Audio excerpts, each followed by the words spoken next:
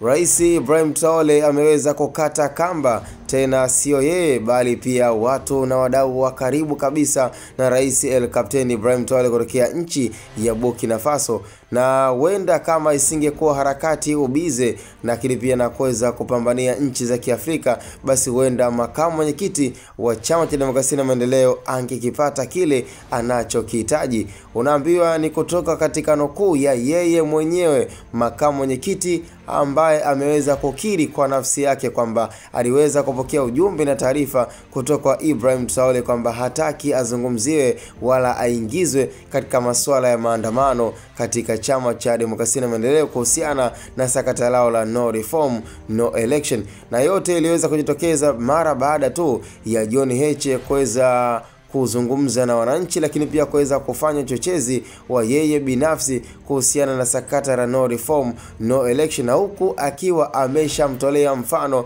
na akiwa anamzungumzia Rais Ibrahim Traore jinsi anavyotenda kazi na jinsi ambavyo amekuwa akihamasisha wananchi waweze kuwa katika msimamo na kuhakikisha pale panapokuwa na utofauti katika katiba basi inawekwa sawa. Kwa uhalisia naweza nikasema kwamba kwa Rais Ibrahim Traore bila hata yeye mwenyewe kuweza kumjibu, yani kitendo tu cha baadhi ya wadau na watu wa karibu ambao wako karibu na Ibrahim Traore kuweza kutoa taarifa na kumfikishia makamu mwenyekiti John Heche ni swala ambalo limekuwa ni kubwa na hata yeye mwenyewe pia limeweza kumshangaza, na ndio maana aliweza kukiri kwamba wazi hataweza kumzungumzia, na baada ya kupewa onyo kali na Rais Ibrahim Traore kwamba hataki kuhusianishwa wala kuzungumziwa masuala ya Tanzania na masuala ambayo yamekuwa yakileta chochezi, alafu na mwenyewe pia akajaribu kuweza kushirikishwa, kwa sababu kiuhalisia CV yake kadri siku zinavozidi kwenda,